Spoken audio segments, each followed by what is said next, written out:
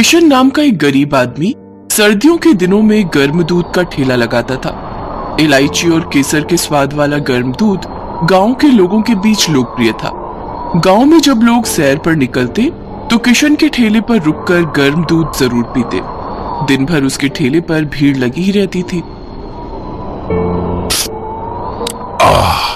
सर्दियों की सुबह और गर्म दूध का ठेला, बिल्कुल सही है। हम सभी ग्राहकों को बहुत आराम है। इस ठंडे मौसम में गरम गरम दूध, बस घूंट पिया नहीं कि सारी सर्दी गायब है। किशन, तुम्हारे हाथों का गरम गरम दूध जो है हमारी ठंडी सुबह का सबसे अच्छा हिस्सा है भैया। हमें गर्म और ऊर्जावान रखता है ये। धन्यवाद। आप सभी की सेवा करना मेरे लिए खुशी की बात है। ये लीजिए साहब, आपका गिलास। किशन, एक गिलास जो है मेरा भी गरम गरम लगा दो भाई। हाँ भैया जी, अभी देता हूँ। किशन जो दूध बेचता था वो बहुत ही ताजा और स्वादिष्ट होता था।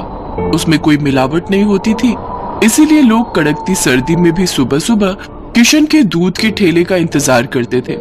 पर राका नाम का एक बदमाश रोजाना किशन को तंग करने उसके ठेले पर आ जाता था। राका किशन के ठेले से दूध पीता पर कभी भी पैसे नहीं देता था। किशन कई बार राका से पिछला हिसाब करने के बारे में कह चुका था, पर राका हर बार उसे टाल देता था और दूध पीने के बाद बिना कुछ बोले वहां से चला जाता था। एक ठंडी सुबह जैसे ही किशन ने अपना ठेला तैयार किया, राका उसके ठेले पर आता है। लाओ किशन, गर्मा गर्म एक गिलास दूध दो, बहुत ठंड हो गई आज तो। ये लो। अरे वाह, गरम गरम दूध पीकर सारी ठंड दूर हो गई। चलो चलता हूँ। राका भाई, अभी मेरी बोनी नहीं हुई है, आज के पैसे दे दो। ठेला लगाते ही पहला गिलास तुम्हें दिया है। क्या कहा? तू मेरे से पैसे मांगेगा? अबे, जानता भी है मैं कौन हूँ। मैं इस गांव का बड़ा बदमाश हूँ। मेरे आगे कोई नहीं बोलता। मैं एक फूटी कौड़ी भी नहीं दूंगा और रोज ऐसे ही मुफ्त में दूध पीने आऊंगा। राका भाई, ये तो नाइंसाफी है। ऐसे रोजाना नहीं चलेगा। हर रोज मैं तुम्हें मुफ्त में दूध नहीं दे सकता। राका गुस्से में किशन का ठेला पलट देता है, जिससे गर्म दूध गिर जाता है और कंटेनर टूट जाते हैं। सारे ग्राहक डर कर वहां से भाग जाते हैं। राका, ऐसा मत करो, मुझ गरीब पर तरस खाओ राका। अब देखता हूँ तो यहाँ गरम दूध का ठेला कैसे लगाता है। अपने लिए कोई और जगह ढूंढ और यहाँ दिख मत जाना। मुझे मना करने का नतीजा देखा। किशन का सारा ठेला बर्बाद हो गया। कितने पैसों का नुकसान हो गया। उस गरीब के पास तो अब इतने पैसे भी नहीं थे कि वो दोबारा काम को शुरू कर सके। किशन बहुत परेशान रहने लगा। तुम पुलिस को बता दो ना कि राका तुम्हारे साथ कैसा बर्ताव करता है।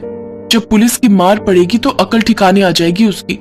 उसको सजा जरूर दिलवाओ जी। ऐसे कैसे वो हमारा नुकसान कर सकता है। हाँ, तुम ठीक कह रही हो। मैं कल सुबह ही पुलिस स्टेशन जाता हूँ और राका के खिलाफ रिपोर्ट दर्ज करवा दूंगा। अच्छा, मैं अभी थोड़ी देर में आता हूँ। किशन घर से बाहर किसी काम से निकला। अचानक उसने राका के घर के बाहर भीड़ लगी हुई देखी। राका का घर आग की लपटों में घिरा हुआ था। अरे अच्छा हुआ, राका जैसे बदमाश के साथ ऐसे ही होना चाहिए।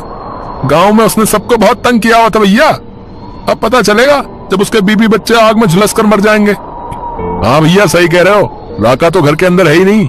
उसके कर्मों की सजा जो है उसके परिवार को मिल रही है। आज उसका पूरा परिवार आग में जल जाएगा, तभी उसे अकल आएगी भैया। अरे ये किशन कहाँ जा रहा भैया?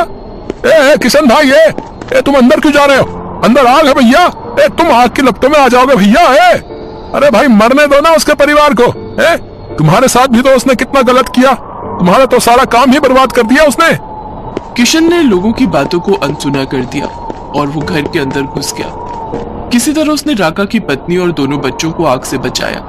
जैसे ही किशन उन्हें लेकर बाहर आ रहा था, अचानक राका भी वहां पहुंच गया और उसने सब अपनी आंखों से देख लिया। मेरी पत्नी, मेरे बच्चे। किशन, तुमने मेरे परिवार को बचाया। मैंने तुम्हारे साथ जो किया उसके बाद भी। राका, तुमने जो मेरे साथ किया उसमें तुम्हारे परिवार का कोई दोष नहीं, और वैसे भी उन्हें बचाना मेरा कर्तव्य था। राका के चेहरे से आंसू बह रहे थे। भैया, आपने हमें बचा लिया। आपकी बहुत बहुत मेहरबानी भैया। वरना हमारे साथ कुछ भी हो सकता था। बहन, संकट टल गया, हमें भगवान का शुक्रिया करना चाहिए। किशन, मैं तुमसे क्षमा मांगता हूँ भैया। तुम्हारा जितना भी नुकसान हुआ मैं उसका पूरा भुगतान करूंगा भैया, और तुम्हारे काम को फिर से ठीक करने में मैं तुम्हारी पूरी मदद करूंगा। अब मेरी वजह से तुम्हें कभी कोई परेशानी नहीं होगी। मैं अपने आप को बदल दूंगा भैया, मैं गुंडागर्दी छोड़ दूंगा। शायद ये भगवान का इशारा है कि मुझे अपने व्यवहार को ठीक करना है। राका किशन के सारे पैसे वापस कर देता है और फिर से उसका ठेला तैयार करने में उसकी मदद करता है। उस दिन के बाद राका ने किशन को बिल्कुल भी परेशान करना बंद कर दिया और बदमाशी और गुंडागर्दी भी छोड़ दी।